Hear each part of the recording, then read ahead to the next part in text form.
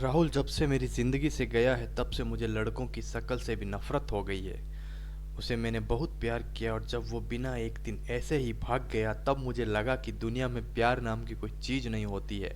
अब मैं जैसे बिना दिल वाली इंसान बन गई हूँ। मुझे कुछ भी महसूस नहीं होता है क्योंकि अब मुझे लगता है कि इससे बड़ा मेरी लाइफ में अब क्या होगा।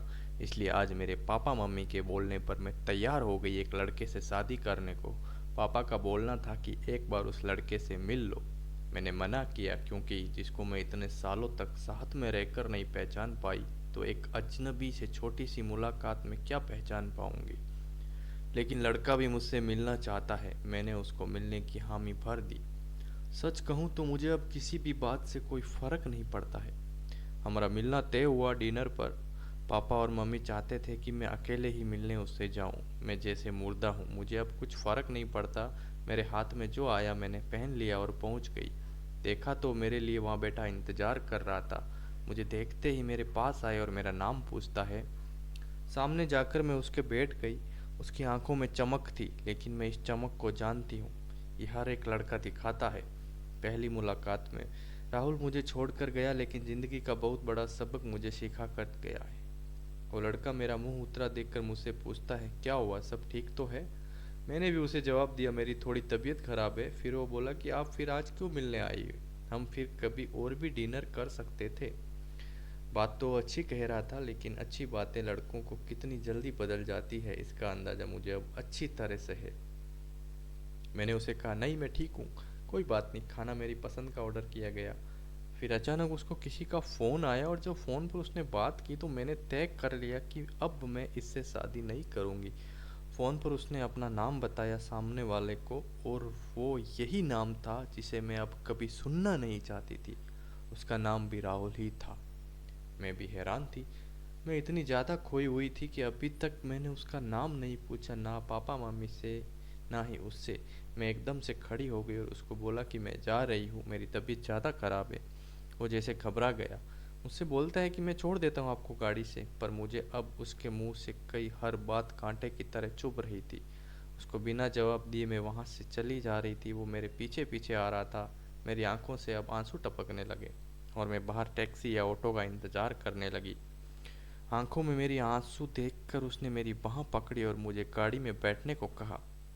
उसने मेरी बाँह पकड़ी, बस इतना तो बहुत था मेरे अंदर की आग को निकालने के लिए, और मैंने उसके मुंह पर जोर से एक थप्पड़ मार दिया। वो जैसे हक्का बक्का रह गया और फिर उस राहुल की भड़ास इस राहुल पर निकली और मैंने कहा, तुम लड़के अपने आप को समझते क्या हो? जो मन चाहो करोगे? क्या तुम्हारा मन किया किसी का हाथ पकड़ लेते हो? जब मन किया बिना बताए भाग जाते हो? और वो बस चुपचाप मुझे खड़ा देखता रहा। टैक्सी आई और मैं बैठकर वहाँ से चली आई। आते वक्त मैंने उसका चेहरा भी नहीं देखा। अपने कमरे में आने के बाद 1 घंटा में और रोई। पापा मम्मी को कुछ नहीं बताया। सुबह मैं जगी, लेकिन सच बताऊं तो रात को जो भी मैंने किया उसका मुझे कोई अफसोस नहीं हो रहा था। मुझे लग रहा था कि ये थप्पड़ मैंने उसी राहुल को मारा है। थोड़ी देर बाद ही बाहर हॉल से मुझे आवाज़ें आने लगी। मम्मी मेरा दरवाज़ा बजा रही है। मैंने दरवाज़ा खोला। मम्मी बोलती है कि राहुल आया है अपने मम्मी पापा के साथ, जल्दी तैयार होकर नीचे आ जा। मुझे पता चल गया था कि वो ज़रूर कल रात की बात करने आया होगा, लेकिन मुझे कोई डर नहीं था। मैं नीचे गई। राहुल बैठा हुआ था। उसने मुझे देखा। मेरी मम्मी किचन में थी, इसलिए मैं किचन में चली गई। उनके चेहरे पर एक स्माइल थी। मुझे बोलती है कि राहुल और उसके घर वालों ने हाँ कर दी और जल्दी शादी करना चाहते हैं। अब मुझे कुछ समझ नहीं आया कि जिस लड़के को मैंने कल थप्पड़ मारा, जाने अनजाने जिसे मैंने अपने एक्स बॉयफ्रेंड के बारे में बता दिया, वो मुझसे शादी को कैसे राजी हो गया। ऐसे तो मेरे लिए उसका नाम ही काफ़ी था ना करने को, पर इस बात को जानने के लिए मैंने मम्मी को बोला कि मुझे उससे बात करनी है। और वो फिर मेरे कमरे में आया और पहली बार मुझे लगा, मैंने उसे देखा। दिखने में बुरा नहीं था, बोला जाए तो हैंडसम था। तब मुझे ये भी पता चला कि ऐसा क्यों बोलते हैं कि गुस्से में इंसान अंधा हो जाता है। मेरे बिना सवाल किए उसने बोलना शुरू कर दिया। वो बोलता है, मुझे पता है कि आपके साथ शायद पहले धोखा हुआ है, और किस हद तक आप सच्ची है ये भी मुझे कल रात पता चल गया।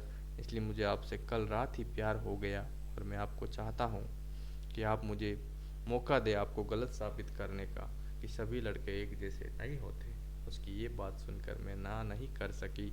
एक और राहुल था जो मुझे प्यार पर से विश्वास उठाकर गया, और एक ये राहुल था जो फिर से मुझे बिलीव करा रहा था कि प्यार होता है। तो गाइज कैसी लगी स्टोरी, प्लीज़ लाइक और कमेंट करके ज़रूर बताइए। थैंक यू सो मच, मिलते हैं नेक्स्ट ऐसी स्टोरी के साथ।